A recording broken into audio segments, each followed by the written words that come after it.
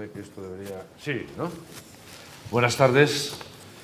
Lo primero que quiero hacer es expresar mi satisfacción, mi agradecimiento un año más a Foro Burgos por mantener esta iniciativa tan valiosa de encuentro de profesionales, directivos empresariales con inquietud empresarial, por confiar en AFI, en la contribución de nuestro equipo de economía aplicada en la cooperación con una iniciativa tan valiosa, y este año por elegir un tópico ciertamente relevante, cuál es la asunción por parte del empresariado del reto digital.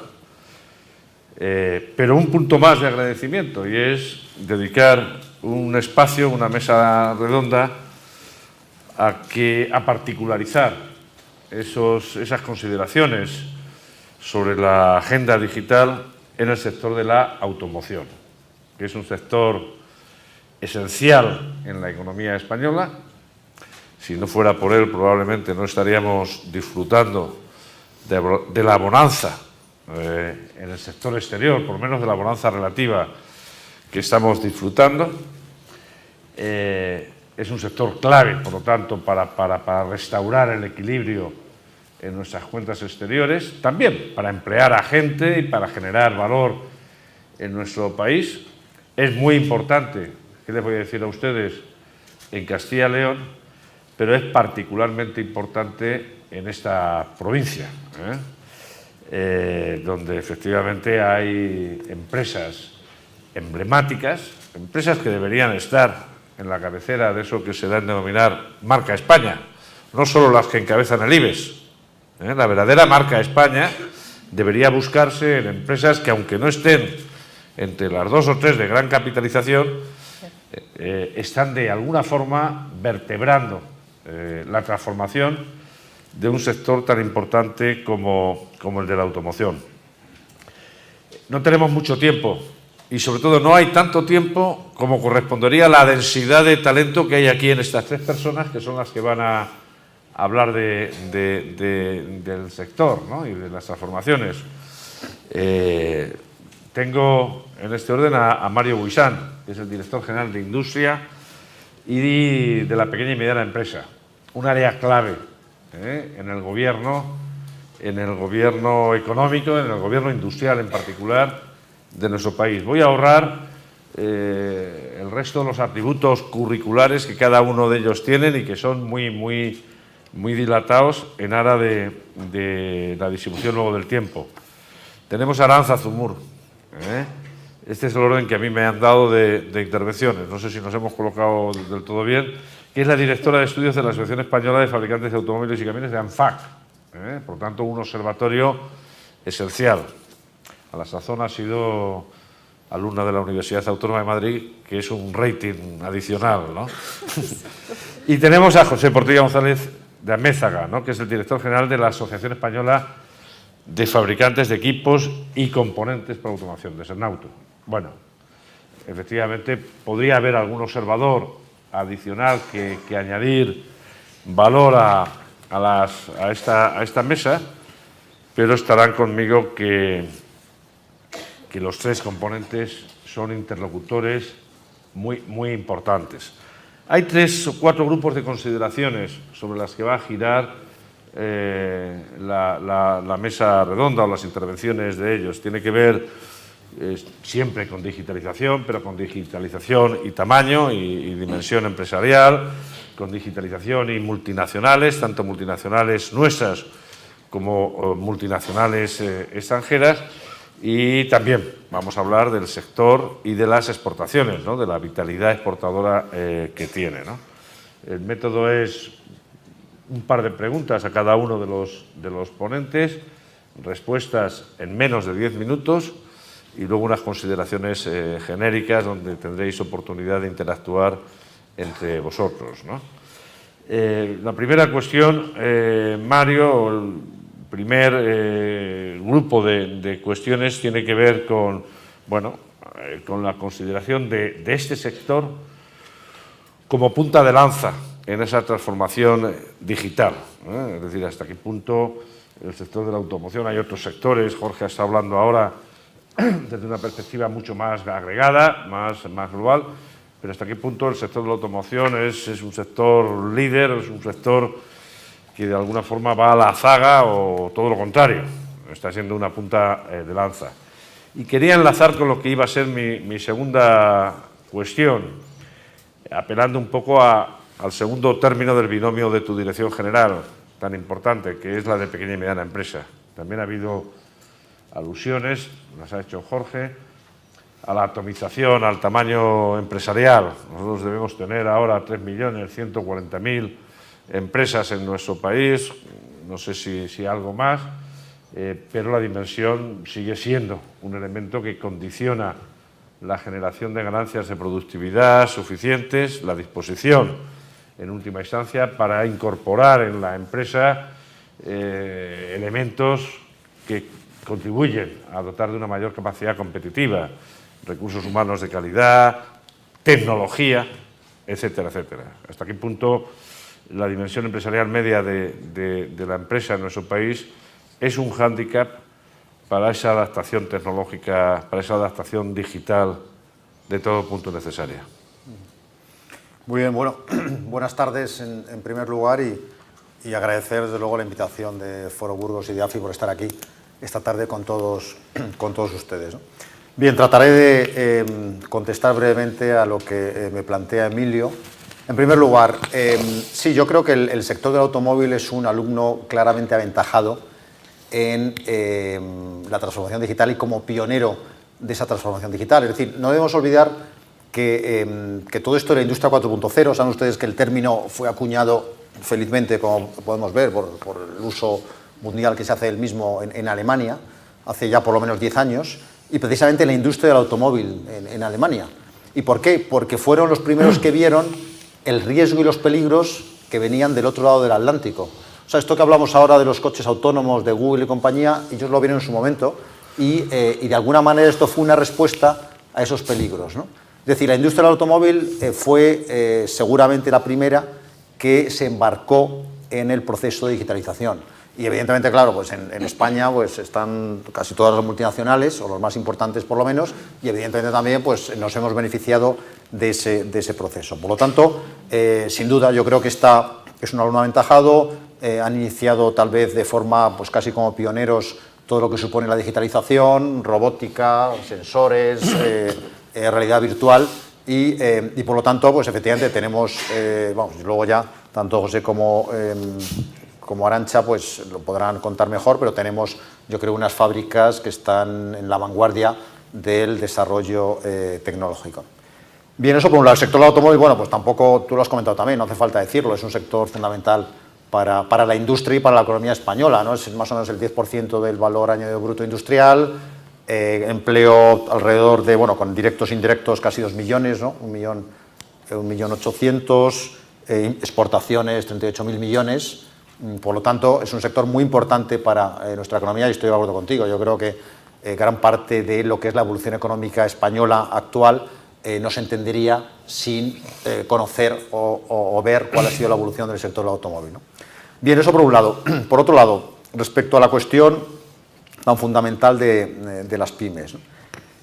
Sin duda, yo creo que bueno, toda la literatura, y tú lo conoces bien, Emilio, pues lo pone de manifiesto, ¿no? La relación entre tamaño y muchos efectos positivos, ¿no? Tecnológicos, de innovación, de internacionalización. Es decir, las empresas, a medida que ganan tamaño, se muestran más activas en esos ámbitos, en esas áreas. Por lo cual, el tamaño parece que debe ser un objetivo en sí mismo. Luego, desde el Ministerio, tanto la parte nuestra de industria como la parte de economía, pues somos muy conscientes del tema y es, de hecho, tal vez una de las prioridades del ministro Guindos en toda esta cuestión. Se presentó hace poco, digamos, cómo se está trabajando con toda la discusión que hay, el análisis que se está haciendo de los umbrales que fijan distintas normativas laborales, fiscales, contables, para ver si efectivamente son elementos desincentivadores del crecimiento, que parece ser que sí, y entonces pues a ver cómo de alguna forma se puede arreglar. Pero también hay otros elementos que yo creo que deben tenerse en cuenta. Por ejemplo, también la literatura pone de manifiesto que hay una relación muy directa entre tamaño y gestión empresarial, que yo creo que es un elemento que hasta ahora no se ha planteado mucho, se está poniendo de manifiesto relativamente de forma reciente, y también, por lo tanto, pues ahí hay que tocar un tema muy importante, y de nuevo a lo mejor también pues otro tema que ya pues Jorge Pérez ha comentado, que sin duda sabíamos que iba a salir y ya va a salir, que es el tema del capital humano, recursos humanos de la formación, ¿no? Bueno, dicho esto, de la situación de PYME en España, efectivamente, bueno, son los 3 millones y pico que decías, pero realmente esa foto es un tanto difusa. ¿Por qué? Porque yo en el análisis quitaría prácticamente pues, todos los que son, de acuerdo con la estadística, son de 0 o 1 trabajador, ¿no? Es decir, lo que son los autónomos, y más o menos nos viene a quedar la mitad de eso, ¿no? 1,5 millones. De ese 1,5 millones, efectivamente, pues el 99 y pico % son pymes, ¿no? Pero bueno, es una realidad que no es muy distinta de nuestros competidores europeos.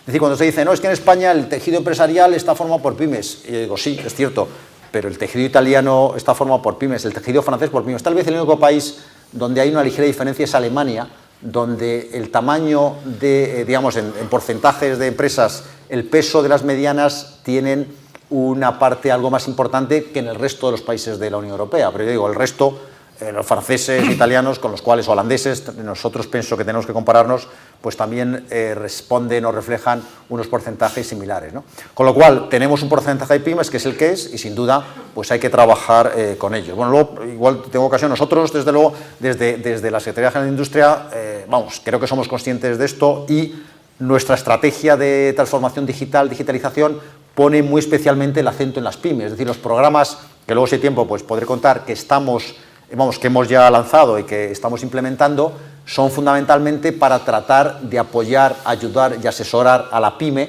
en su proceso de transformación digital, en su transición hacia la digitalización, ¿no? ¿Por qué? Porque efectivamente yo creo que una gran laguna, como también se ha puesto de manifiesto antes, pues está ahí en ese grupo de empresas, ¿no? Muy importante y muy relevante ese hincapié que haces en la gestión, en la calidad de la gestión, porque ahora se está revelando que efectivamente uno de los determinantes de la productividad, sobre todo el componente de productividad total de los factores, tiene mucho que ver con la calidad de la gestión. Hay empresas que están en el mismo sector, pero con una calidad de la gestión distinta obtienen mejores resultados, ¿no? Muchas veces nos empeñamos en insistir en el entorno económico o macroeconómico como determinante de los resultados de las empresas y no miramos la calidad de quien gobierna, de quien dirige las empresas, ¿no? Hablamos de formación profesional y siempre pensamos en los curritos, ¿no? Cuando realmente la calidad del capital humano que tenemos arriba determina en un mismo sector resultados yo creo que es muy importante. Arantxa, exportaciones, sector y exportaciones, ¿no? ¿Hasta qué punto dentro de lo que es ese dinamismo exportador, esa presencia del sector de la automoción en los mercados internacionales, que es una presencia muy respetable, ¿no? En algunos mercados respetabilísima, ¿no? Estoy pensando en el mercado británico, por ejemplo, ¿no? Sí. Es muy difícil en Londres no ver nuestros automóviles. ¿Hasta qué punto el componente de digitalización es algo que diferencia esa capacidad competitiva de nuestras exportaciones, ¿no? Y vinculado con esto, sí quería también saber tu opinión sobre lo que, si es que tienes sensores, sobre lo que puede ser la consideración, ¿no? La opinión de las multinacionales extranjeras sobre nuestro sector, ¿no? Es decir, en particular sobre el sector de componentes, ¿no? Pero también sobre el sector en su conjunto, de fabricación en su conjunto. Muy bien. Bueno, buenas tardes. En primer lugar, dar las gracias por invitarnos a estar aquí. Para nosotros esta comunidad autónoma, esta provincia, pues es absolutamente de referencia para el sector. No en vano se fabrica más del 30% de lo que se produce en el conjunto de España. O sea que os podéis imaginar la fortaleza que tiene nuestro sector en esta región. En cuanto a lo que preguntas en relación con las exportaciones, efectivamente el sector lo que ha hecho ha sido evolucionar en los últimos años de una manera brutal. Es decir, que en el momento más bajo de la crisis exportábamos 1,7 millones de vehículos, Ahora mismo, el año pasado ya exportábamos 2,4 millones de vehículos, una cifra que será muy similar para este año. ¿Esto qué supone? Pues ha supuesto un saldo comercial sin precedentes de la balanza comercial de lo que es el automóvil, con 18.000 millones de euros de saldo positivo. Verdaderamente es una cifra récord que no se había conseguido en lo que es la historia del automóvil en España. Todo esto se produce por varios motivos y uno de ellos es el que contesta de alguna forma a tu pregunta, ¿no? Esto se ha producido pues porque hemos sido capaces de producir con gran competitividad. Fundamentalmente, muchos temas han influido en esto, pero fundamentalmente ha sido el tema de la flexibilidad laboral. Hemos sido capaces de flexibilizar y, por lo tanto, de conseguir mucha competitividad, y esto pues nos ha hecho formar parte de la confianza, que las matrices confíen en nosotros. Otra ha sido la diversificación de los mercados exteriores. Hacías mención en este sentido. En el año 2007 solamente el 12% de nuestras exportaciones iban fuera de lo que es la Unión Europea. Ahora es el 26% y además este porcentaje se mantiene en los últimos años, a pesar de la recuperación de nuestro mercado principal, que es el mercado europeo, el mercado de la Unión Europea. Luego hemos conseguido alcanzar esos mercados, llegar a esos mercados y mantenernos en esos mercados, y para nosotros sigan siendo importantes mercados con un potencial de crecimiento significativo. Y luego, por último, lo que nos ha permitido realmente ese elevado saldo de la balanza comercial es el incremento en el valor tecnológico del producto. El valor del vehículo exportado en el año 2007 era de 9.500 euros, el valor en el año 2017 es de 12.600 euros. Ese incremento, ese 35%, evidentemente, no solo, pero en una parte fundamental, viene relacionado con ese incremento del valor tecnológico y toda la tecnología que se está introduciendo en los vehículos, ¿no? Contestando a la segunda pregunta en relación con la confianza, bueno, yo creo que ahí no cabe ninguna duda en que tenemos ya lo mencionaba, ¿no? una confianza plena en estos momentos por parte de las matrices en nuestras fábricas. Yo creo que eso se demuestra con los números. En los últimos años, en los últimos 5 años, se han invertido 8.000 millones de euros, hemos pasado de fabricar 36 modelos distintos a 45 modelos diferentes, 20 de ellos en exclusiva mundial. Evidentemente, esto denota la confianza que tienen en nosotros. En el año 2017 estamos ya fabricando 5 nuevos modelos, lógicamente sustituyendo a vehículos que han terminado su ciclo de vida, y es difícil determinarlo, pero sí que conocemos ya que aproximadamente unos 10 vehículos más puedan ser asignados en los próximos años. Algunos de ellos, aproximadamente la mitad, muy probablemente de energías alternativas y vehículo eléctrico. Por lo tanto, yo creo que la confianza es plena. O sea, estamos sufriendo en menor medida la deslocalización hacia emergentes que otros sectores. Efectivamente, nosotros hemos sabido demostrar ahí que somos francamente competitivos y hemos sido diferencialmente más competitivos que otros países de la Unión Europea. Nosotros hemos conseguido recuperar nuestra producción, prácticamente rozaremos los 3 millones de vehículos, mientras que otros países, como por ejemplo Francia, han ido decreciendo su producción y no han conseguido recuperarla, ¿no? O sea que algo parecido le ha ocurrido a Reino Unido, aunque Reino Unido está yendo por buen camino, pero está en niveles muy inferiores de producción que tenemos nosotros, y por supuesto Italia se encuentra en una situación en la cual sus niveles de producción son muy diferentes a lo que tenían hace 20 años, ¿no? Muy, muy importante, sobre todo en un sector tan duro, ¿no? Tan darwinista, tan competitivo, ¿no? Lleva una década, ¿no?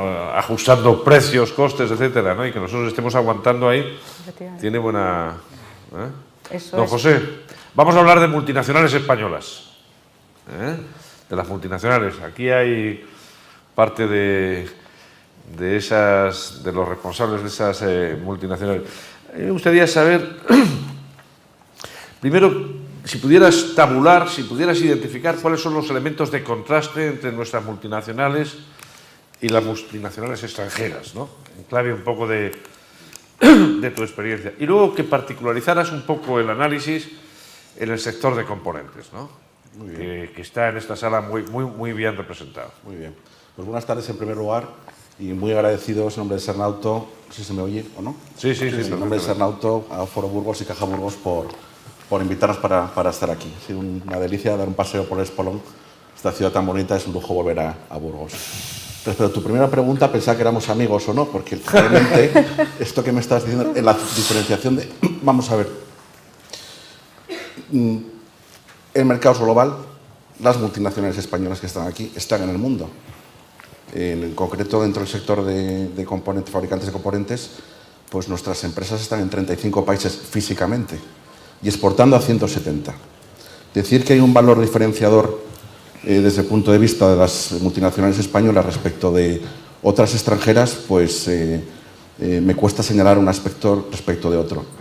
Lo que sí resaltaría es que hemos sido capaces de mantener un nivel de competitividad extraordinario, que es lo que nos ha permitido seguir creciendo, seguir estando en más países e ir allí donde el fabricante está, cosa que no es fácil de mantener. Y eso pues es un éxito, y si se ha hecho, básicamente es a través de una palanca fundamental.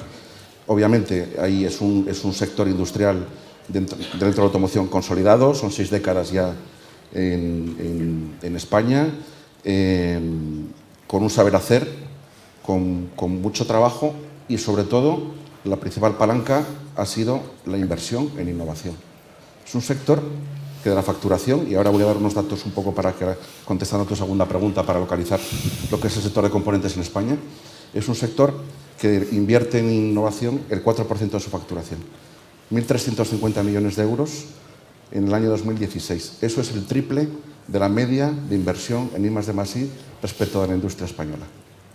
Y esta es la palanca fundamental que hace que estas empresas, tanto las multinacionales, las grandes multinacionales españolas, como las empresas de capitalización media, así como otras multinacionales extranjeras que están radicadas en España, como pueden ser Valeo o Bosch, más las pymes, con ese esfuerzo inversor, pues sean capaces de llegar, y han pasado de ser meros proveedores a ser verdaderos socios tecnológicos de los fabricantes. Y esa es la palanca fundamental que posibilita esto.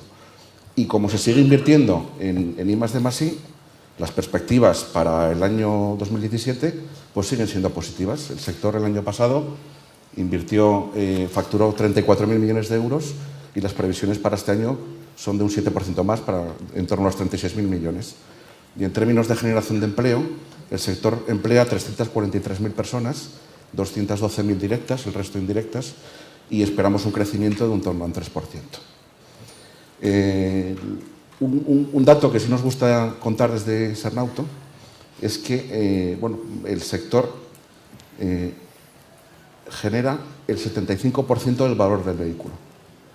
Del valor del vehículo, el 75% lo aporta el sector de equipos y componentes, ¿no? Que es un dato pues, muy relevante. Dentro de esas 30.000 piezas aproximadamente que lleva un vehículo, ese 75% lo aporta el sector. Por lo tanto, se va a seguir trabajando en I+D+I, por supuesto en internacionalización, y donde esté el fabricante en el exterior, y con estas palancas pues seguir creando un caso de éxito para la economía, porque se aporta mucho en términos de empleo y de valor añadido.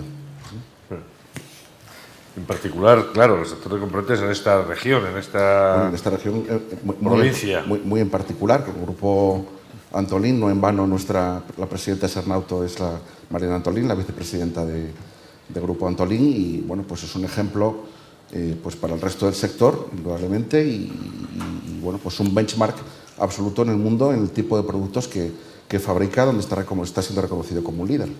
Y en esa especie de, no de confrontación, pero digamos de contraste con otras multinacionales de otros países, salen muy bien paradas. Absolutamente. Uno, porque se ha mantenido el sector de manera competitiva, ha habido flexibilidad laboral, se ha sabido entender las necesidades de los fabricantes en términos de flexibilidad laboral en un momento determinado, y si se han conseguido más modelos, y como comentaba Arantxa, es fruto de un trabajo permanente, de mucha inversión en I+D+I, y de inteligencia y muy importante la parte de internacionalización, de haber sabido salir afuera y buscar mercados cuando en su momento pues el mercado español pues sufrió su bache.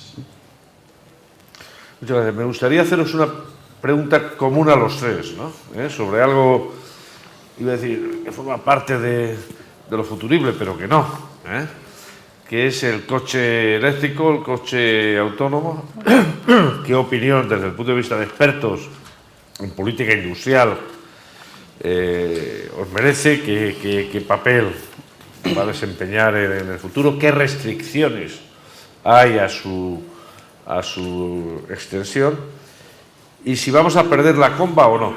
Y si el sector nuestro se va a ver desbordado, o ya tenemos iniciativas en marcha, desde luego por parte del sector, como para ese papel de cierto liderazgo que hemos mantenido ahora, digamos, en el plan antiguo, lo mantengamos también en el plan moderno. Y si, Mario, y si incluso desde el punto de vista de la política industrial tenéis vectores de penetración específicos, de influencia específicos, ¿no?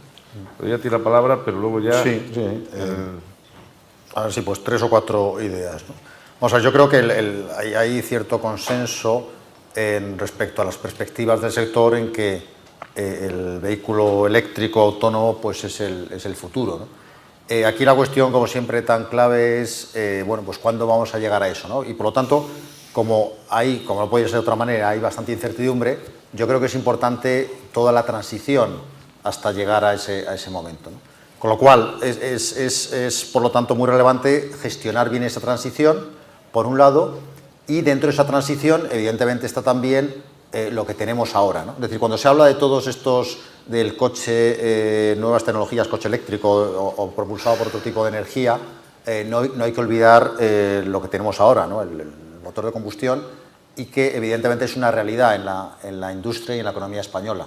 Entonces, por tanto, fijar una transición que permita una adaptación razonable para los fabricantes, pero evidentemente sabiendo pues, hacia dónde van las tendencias, de hacia dónde va el futuro. Pero yo creo, al menos desde la perspectiva pública, pues tratamos de defender esta posición, tanto a nivel nacional como también donde ahora pues, se está jugando esta partida de manera muy importante, que es en Bruselas, es en la Unión Europea, ¿no? Es decir, todas las modificaciones que hay ahora, por ejemplo, respecto a lo más reciente, que es el tema de emisiones, pues evidentemente tiene una influencia muy directa sobre las fábricas y la producción nacional. Entonces hay que, yo creo que ser un poco cuidadoso con esos procesos de transición para dar tiempo a toda la industria y a todos los fabricantes a que se puedan adaptar, ¿no?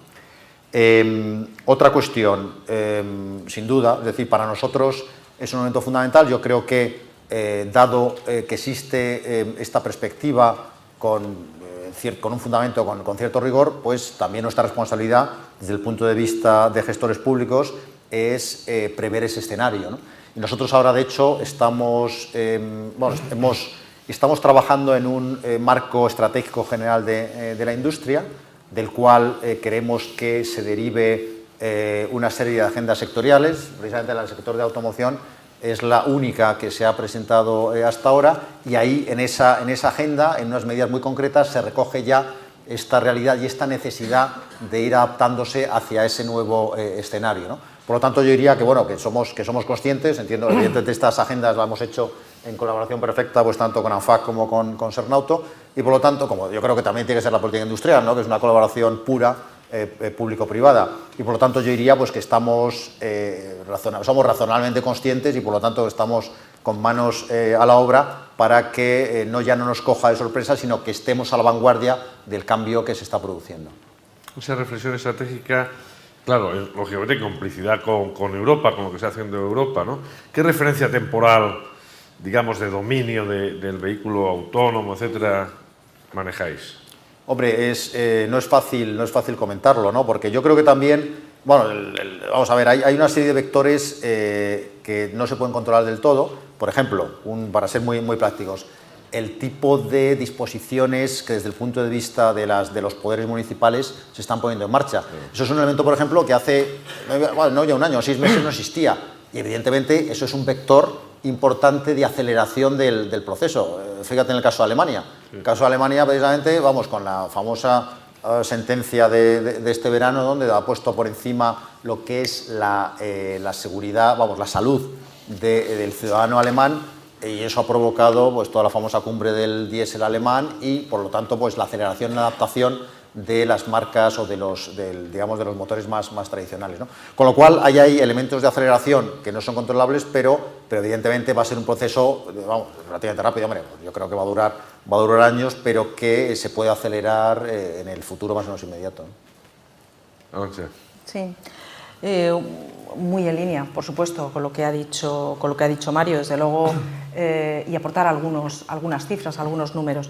El vehículo eléctrico, desde luego, es un vector importantísimo para el tema de la descarbonización y para la calidad del aire. Esto no cabe ninguna duda, y de hecho los fabricantes lo saben, y por eso mismo a nivel mundial se han anunciado 70 nuevos modelos distintos de vehículo eléctrico para los próximos años, ¿no? Para los próximos 5 o 7 años.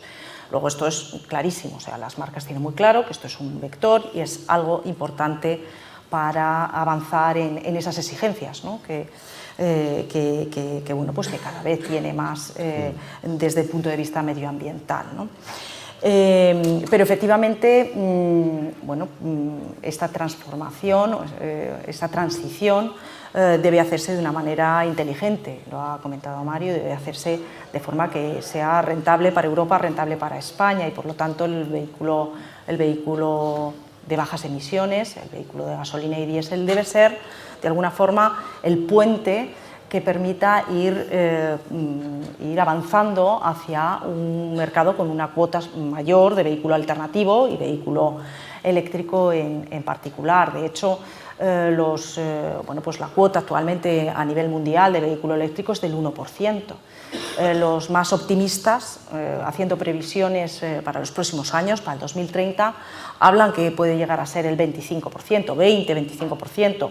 Los que son algo más realistas, pues a lo mejor hablan de un 15, un 10, bueno, todo depende efectivamente de los aceleradores de los que estábamos hablando, ¿no?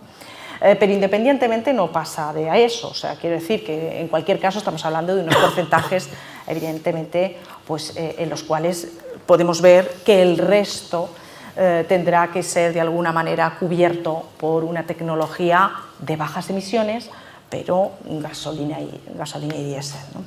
España en este sentido está muy bien posicionado en cuestión de vehículo eléctrico. Solo hay 5 países en Europa que fabriquen vehículo alternativo, vehículo eléctrico. España es uno de ellos, fabrica 5 vehículos eléctricos, fabrica 5 vehículos de gas y un vehículo híbrido, y por lo tanto está muy bien posicionado, pero no debemos olvidar que el 98% de lo que fabrica España es gasolina o diésel actualmente. Por lo tanto, debemos ser inteligentes en ese sentido, y las políticas medioambientales, las políticas de movilidad, pues deben de alguna manera tener en cuenta que deben amortizarse las inversiones enormes que se han realizado en el desarrollo de estos modelos. Europa está metido en esto, ¿no? O sea que, bueno, no sé si alguna cosa más.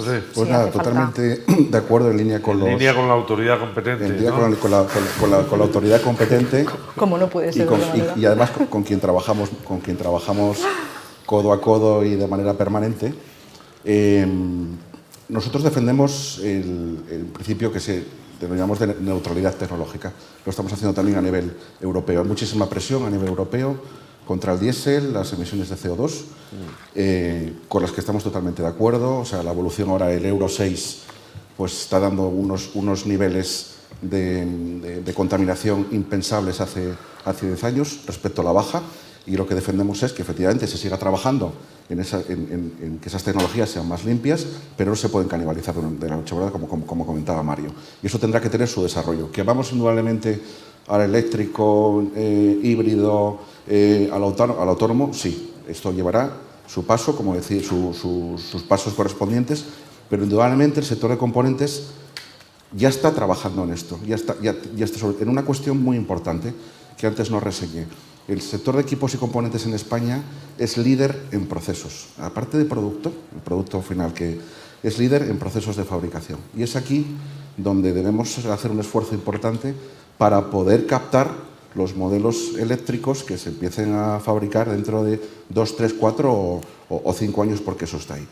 La tecnología del automóvil, per se, eléctrico, ya existe. El Salón de Frankfurt del automóvil del mes pasado presentaba Audi un modelo que se llama Icon, ¿vale? Sin pedales y sin volante, ¿vale? Lo de Icon espero que no sea premonitorio, ¿no? Porque no hay con qué voy a girar, o hay con qué me la voy a dar, o con qué voy a frenar, ¿no? Pero está ahí, es un vehículo que tiene una autonomía a una velocidad media de 130 km por hora, de 700 a 800 km por hora.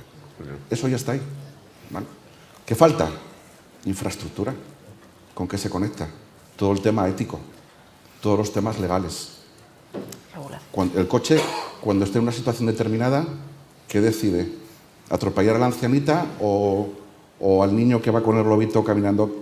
¿Cómo se decide eso? Todo eso requiere una reglamentación absolutamente brutal y que va a tardar años en desarrollarse. Entonces, los pasos se están dando y desde el punto de vista del sector de componentes en España, pues lo que tenemos que hacer es estar preparados por esta capacidad tan importante que tenemos de ser tan potentes en los procesos a través de la digitalización y poder captar esos nuevos desarrollos. Otro ejemplo, el Grupo Antolín, no solamente que estamos hablando aquí.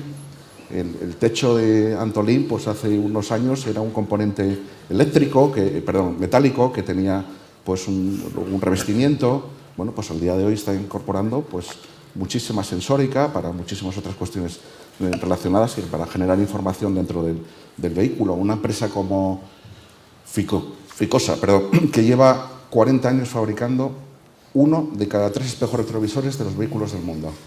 Está fabricando espejos retrovisores en la actualidad como recambio para nuestros coches.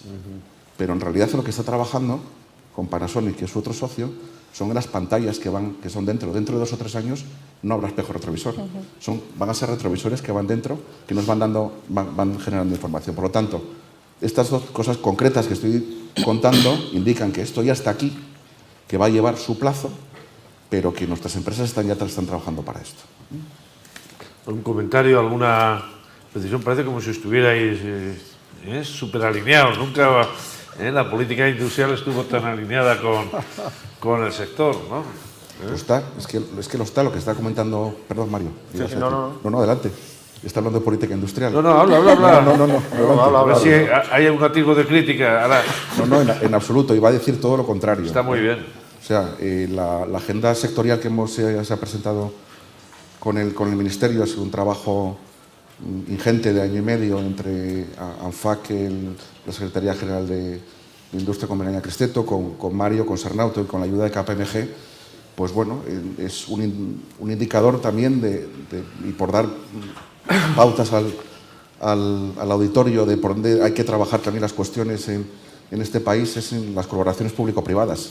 Es que no queda otra, ¿no? Entonces, bueno, pues ha habido un análisis de las medidas que nosotros planteábamos, no solamente por el Ministerio de Industria, de Economía y Competitividad, sino por otros ministerios a los que afecta, pues como puede ser Fomento o puede ser el Ministerio de Hacienda, que han dado su visto bueno a una serie de medidas que se van a desarrollar en el corto o medio plazo. Por lo tanto, deciros que con Mario y con Arantxa, pues 2 o 3 veces al menos nos encontramos, ¿no? O sea que, Arantxa, ¿algún comentario sobre...?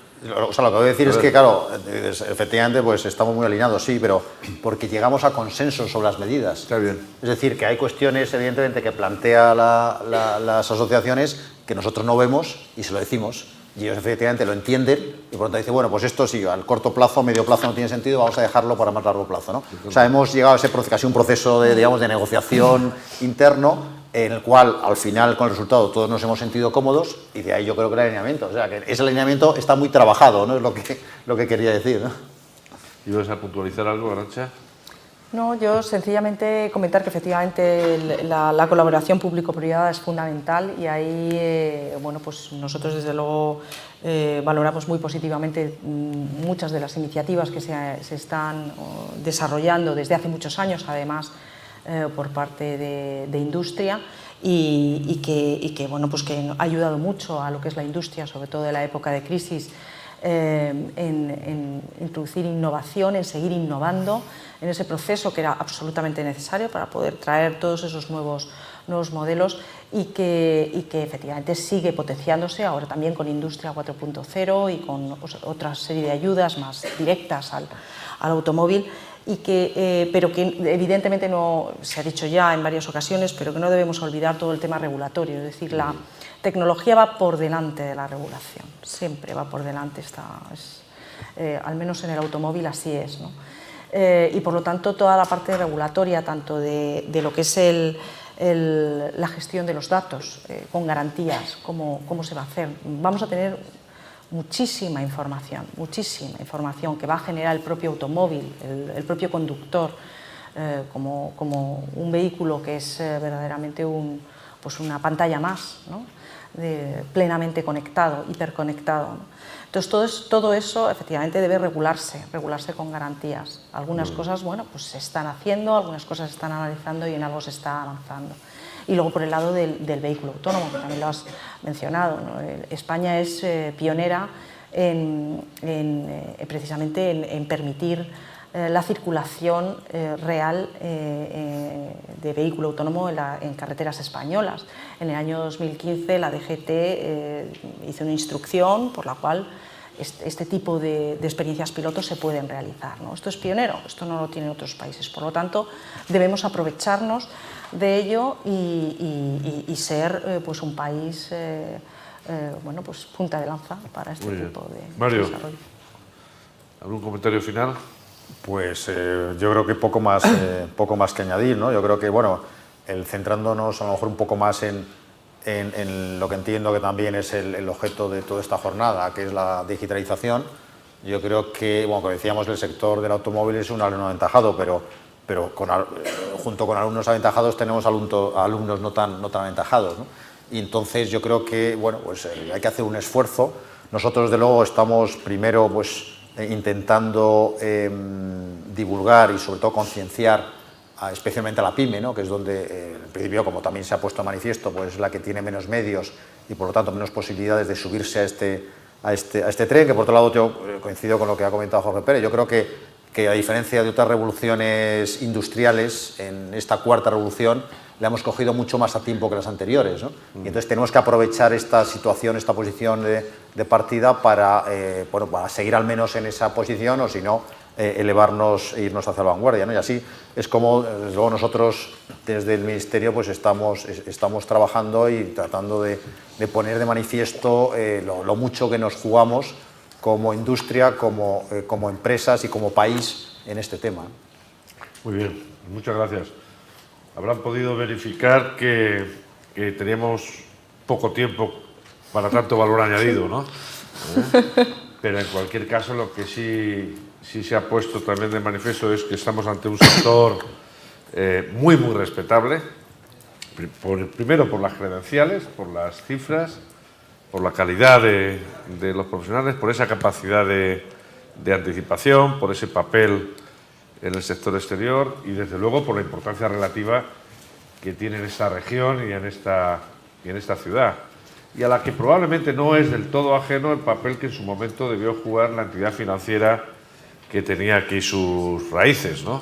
La Caja Municipal de Burgos. Yo creo que hemos tenido una visión muy completa de los aspectos relevantes que nos ocupaban hoy, de esa transformación tecnológica en un sector líder, y bueno, y habéis hecho facilísimo. Yo he aprendido muchísimo en un sector sobre el que ya tenía una cierta motivación, también una cierta cercanía, y os agradezco mucho en nombre de todos los organizadores que hayáis venido y hayáis hecho gala de esa capacidad de síntesis.